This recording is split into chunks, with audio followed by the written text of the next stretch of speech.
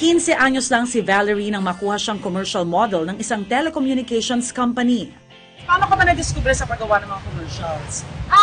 Yun sa mom ko, sa office niya, pag sumasama ako, may nakakita lang sa aking talent manager, tapos sabi ko, hindi ay natin anak ko, ganyan. So yun, VTR. Dahil dito, napansin daw si Valerie ng isang direktor at sinabihan na mag-audition para sa youth-oriented show na Click noong 2003. Tanggapin mo yung regalo ko sa'yo. Tamis kong oo.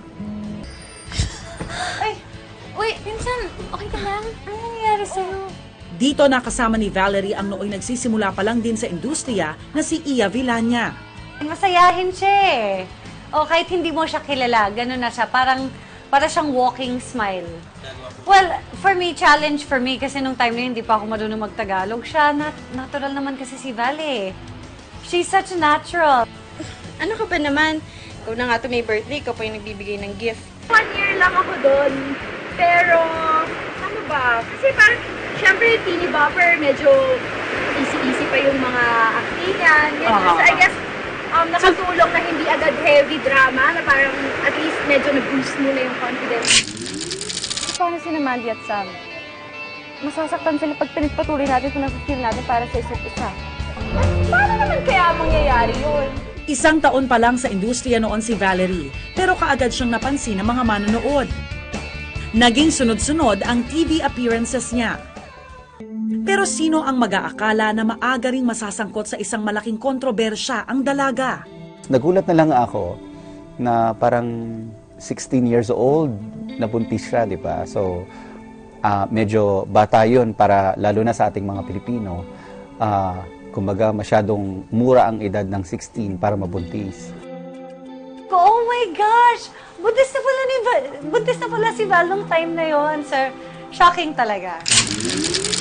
Grabe, ba't tinakbahan mo ko? Pero tila nasa tadhana na ni Valerie ang pagiging artista.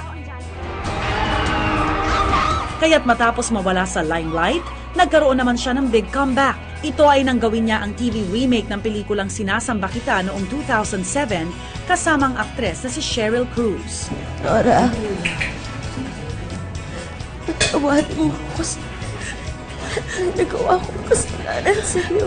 Nakita ko dito yung talento ng aking kasamahan na si Valerie Concepcion sa pag-arte. She is very, very keen into her acting. May passion siya. At saka gusto rin niyang matuto.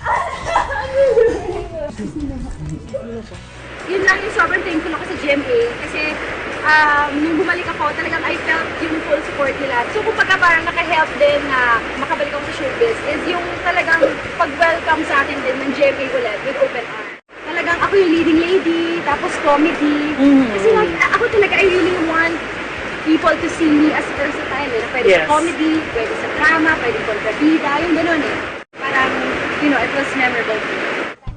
Sa gitna ng aming kwentuhan, nalaman ko na malapit din pala si Valerie sa Queen of All Media na si Kris Aquino. Alam nyo bang may ibinigay raw na espesyal na regalo ang aktres sa kanya noon? Nakita niya yung sapatos ko. Sabi niya, Val, what's your shoes? Sabi ko, ay ate, ano lang yan? Wala, sa ano ko, tabi-tabi ko lang yung clip. I don't like it. I'll just give you one. Wait, tinuloy niya ba yung regalong sapatos? Yes, binigyan niya ako ng 12 pairs of shoes. Heto pa ang isang trivia. Kaya raw i-impersonate ni Valerie si Kris Aquino. Sample nga dyan. Meron pang one time parang tinatanong niya ako na parang, sabi niya, Val, sino ka mukha mo sa family mo? Sabi ko, ate sabi nila kasi yung dad ko eh. Sabi niya, can I see the picture? Parang ganyan siya. Tapos parang, tinatira ko sa niya. No, I think you're ampon. Hindi siya.